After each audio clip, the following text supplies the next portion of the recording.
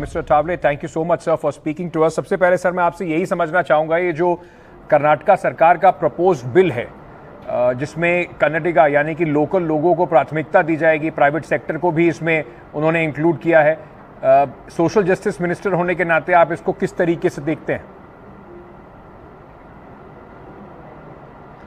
हाँ, तो मुझे लगता है कि जिस तरह हमारे महाराष्ट्र सरकार ने लोकल के लोगों के लिए 80% जॉब देने का निर्णय ऑलरेडी ले लिया है और 20% जो जॉब होते हैं जो बाहर के लोग आए उनके लिए भी, मतलब जो टेक्नीशियन स्टाफ होता है, बाकी का स्टाफ होता है, उनके लिए है। तो कर्नाटक सरकार ने मतलब जो निर्णय लिया है उसमें बाहर के लोगों को भी मतलब मौका मिलना चाहिए, कन्नड़ के लोगों को ज़्यादा मौका मिलना चाहिए, बात सही है। लेकिन जिस तरह प्राइवेट सेक्टर में भी जिस तरह कोई फैक्ट्री होती है उसमें 80% लोग लोकल के भरने का नियम ही है जो कोई, तो इसीलिए मुझे लगता है कि कर्नाटक सरकार ने बाहर के लोगों को एकदम अपोज करना ठीक नहीं है, ये कॉन्स्टिट्यूशन के खिलाफ होगा। लेकिन ज़्यादा सीटें कन्नड़ी के लोगों को मिलना चाहिए, इसके बारे में हमारा दुमत नहीं है। लेकिन as a social justice minister मुझे लगता है कि भारत देश एक है और भारत के कोने कोने से लोग अपने जॉब के लिए जो जाते हैं उनको उस स्टेट में पूरा प्रोटेक्शन मिलना चाहिए। जिस तरह हमारे मुंबई में साउथ इंडिया के लोग, नॉर्थ इंडिया के लोग, नॉर्थ ईस्ट के लोग, सभी जगह के लोग, गुजरात के लोग हमारे मुंबई में काफ़ी रहते हैं जी।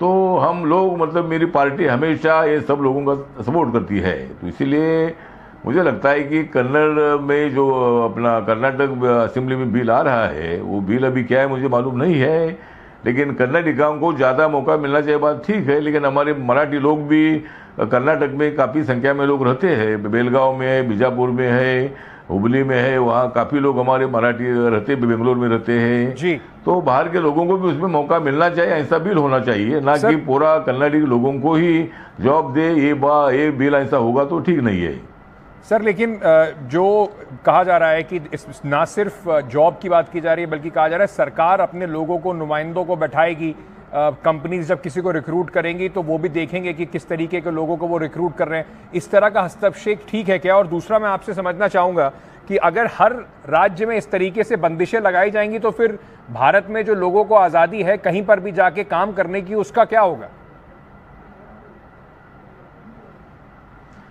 उस पर प्रॉब्लम आ सकता है। जिस तरह कन्नड़ में, मतलब हमारे कर्नाटक में कांग्रेस पार्टी की सरकार है, कांग्रेस पार्टी 70 साल तक केंद्र में सत्ता में रही है, तो मुझे लगता है कि भाई कांग्रेस पार्टी की सरकार ने ऐसा डिसीजन लेना ठीक नहीं है। बाहर के लोगों को भी मौका मिलना ही चाहिए, ये मतलब उस बिल में मतलब वो नियम अंतर्भुत होना चाहिए। अगर हर राज्य इसी तरह का कोई निर्णय लेगा तो बाहर के जो टेक्नीशियन लोग हैं, बाहर के जो मैकेनिकल इंजीनियर है, बाकी के जो स्कॉलर लोग हैं, ऐसे लोगों को मौका मिलेगा नहीं।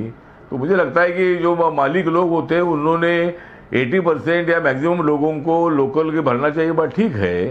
लेकिन जो टेक्नीशियंस होते हैं उनको बाहर के लोगों को मौका मिलना चाहिए, मजदूरों को भी मौका मिलना चाहिए। तो भारत देश एक है और भारत में इसी तरह का बंधन लगाना ठीक नहीं है, संविधान के खिलाफ होगा। जो इंडस्ट्री के एक्सपर्ट्स हैं सर, जो बड़े बड़े इंडस्ट्रियलिस्ट हैं, वो कह रहे हैं कि प्राइवेट सेक्टर में इस तरीके का हस्तक्षेप सरकार को नहीं करना चाहिए, इससे इंडस्ट्रीज को नुकसान होगा। वो साथ में ये भी कह रहे हैं कि देखिए आप कोटा इंप्लीमेंट करके मेरिट को दबा रहे हैं, जिन लोगों, प्रतिभाशाली लोगों को आप मौका नहीं मिलेगा क्योंकि आप कोटा आप इस तरीके का इंप्लीमेंट कर देंगे। मुझे लगता है कि जो मालिक लोगों का कहना है कि उसी तरह का दबाने का अगर विषय होगा तो वो ठीक नहीं है। लेकिन जो बाहर के जो मेरिट में आने वाले लोग हैं, स्कॉलर लोग हैं, ऐसे लोगों का मेरिट दबाना ठीक भी नहीं, बात सही है। लेकिन जो गवर्नमेंट होता है, गवर्नमेंट का भी थोड़ा सा सुनना चाहिए। गवर्नमेंट अगर कोई कानून बनाता है तो कानून के मुताबिक मतलब उन्होंने भी वहाँ रिक्रूटमेंट करना चाहिए।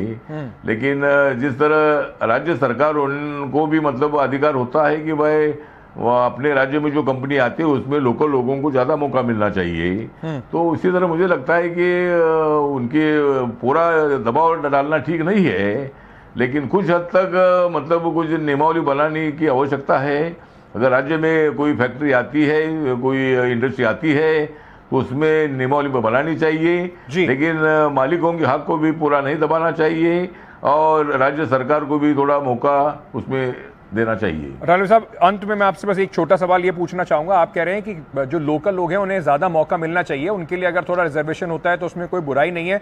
जयंत चौधरी जो आपकी सरकार में मंत्री हैं, आपके कुलीग हैं इस सरकार में, वो कह रहे हैं कि अनकॉन्स्टिट्यूशनल है, स्किल डेवलपमेंट मिनिस्टर हैं, वो कह रहे हैं कि इस तरीके का मामला बिल्कुल भी नहीं होना चाहिए।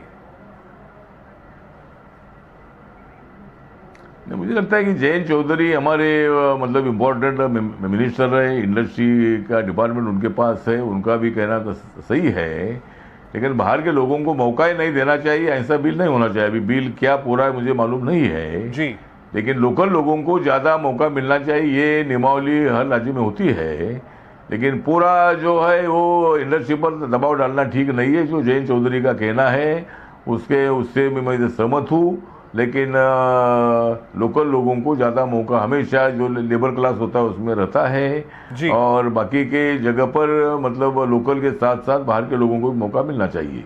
अठावले साहब, बहुत बहुत शुक्रिया हमसे बातचीत करने के लिए, समय देने के लिए एनडीटीवी को। Thank you so much. Union minister Ramdas Athawale, in fact, speaking here on NDTV about this quota issue.